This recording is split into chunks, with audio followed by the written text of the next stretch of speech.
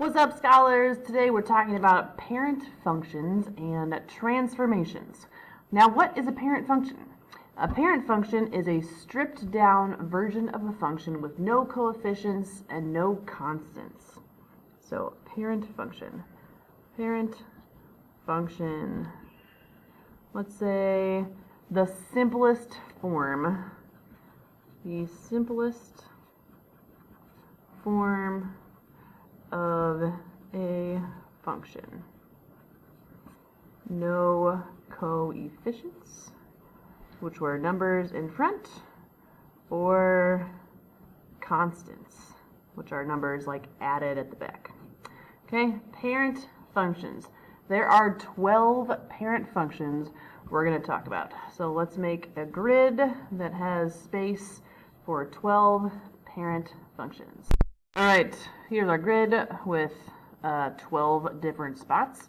So we're going to write the parent functions, each different function very tiny, up at the top of these things, and then you are going to do a quick sketch of what each of those parent functions look like. So first one is going to be a linear function, y equals x. Second one is going to be y equals x squared. Then y equals x cubed. So we had a quadratic and a cubic. Then we'll have the absolute value function, y equals the absolute value of x.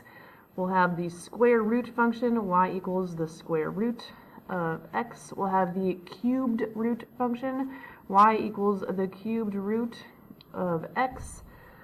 We'll have a rational function, y equals 1 over x, and then y equals 1 over x squared. Then we'll have an exponential function, y equals a to the x, where a is some number.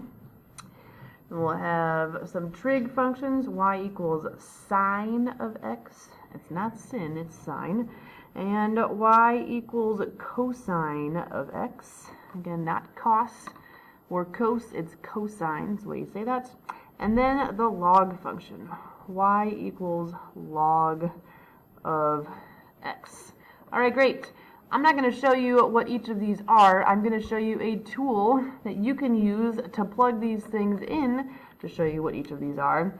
And that tool is a delightful tool, a delicious tool. It is, of course, called Desmos. All right, so we got to Desmos. We're going to start this graphing calculator, get some deliciousness going here. All right, we're going to type in a function and use that to draw on our parent function's little grid. I'm going to show you the exponential function, which was y equaled a to the x. Oops, not x. A to the x. And as you can see, it's not graphing anything because I need a number here. So pick any number you want. I'm going to pick 2. I'm going to pick 2, and this is what my function is going to look like. It is, as I go to the left, getting smaller and smaller and smaller and smaller and smaller, and the y value is approaching 0. It'll never touch it, though, which we'll talk about a little bit later. And then it goes through the point 1, 0. That seems to be important. And then it explodes exponentially up forever. All right. So from the left, it's pretty flat looking. It's very close to a y value of 0. Goes up, goes through the point 0, 1, and then whoop, exponentially flies up there. So we're going to make our quick little graph here. Just a quick sketch. Okay. I saw on there the point 0, 1. Whoops. The point 0, 1. You can barely read that, but you can hear my words. That's the point 0, 1. And then make an almost flat line, and then whee! Okay, great. You're going to do the same thing with all of the rest of these in Desmos. This is a good practice using Desmos.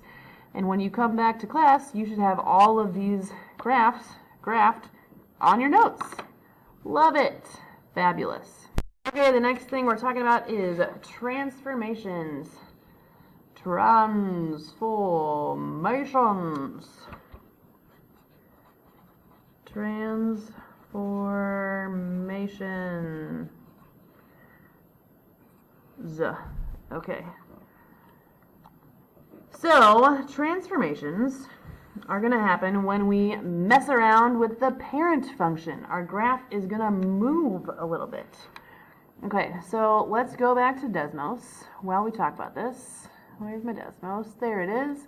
Let's use the parent function to start out with x squared. There is our quadratic function. Now, let's see what happens if y equals x squared, add a number like 3. What happened to this graph?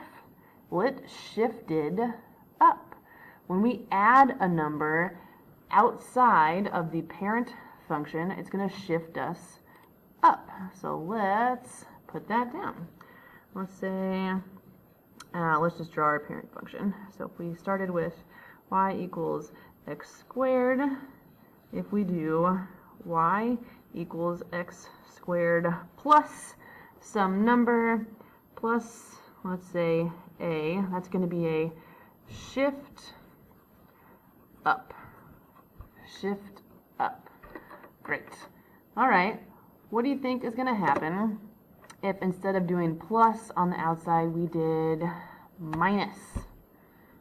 Yep, it goes down. It goes down.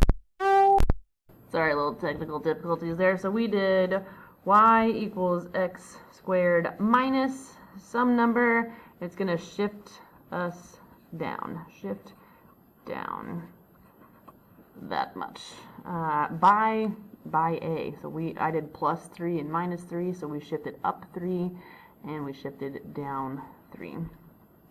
All right, cool. What happens if instead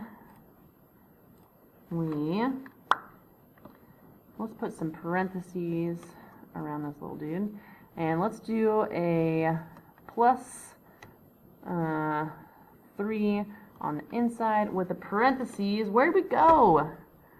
From our parent function, a plus 3 on the inside of the parentheses, that shifted us to the left, right? That shifted us to the left. So a plus on the inside is going to shift us to the left. Y equaled x plus a squared. That's going to shift left. Feels like it should be shifting right, doesn't it? I think it kind of does. Yeah, because there's a plus there. But it's really shifting us to the left. And you probably figured out what's coming next because you're brilliant. If we put a minus here, we're going to shift to the right. So a minus inside the parentheses means we're shifting to the right. Y equals x minus a squared meant shift to the right. So shift left and shift right. Okay, so if we're adding and subtracting outside, that's shifting up and down. If we're adding and subtracting inside, that's shifting left and right, kind of backwards to what it feels like it should be. If it's a plus on the inside, it's left. If it's minus on the inside, it's right. And one more transformation we're going to talk about is, let's get rid of you, boop, boop, go back to the regular. What if I put a minus all the way out in front? What do we do there? We reflected down over the x-axis. It was a reflection. That's what I want. All right, so if we do x equals negative x squared, that is a reflection over the x-axis. Right, we flipped upside down. Flip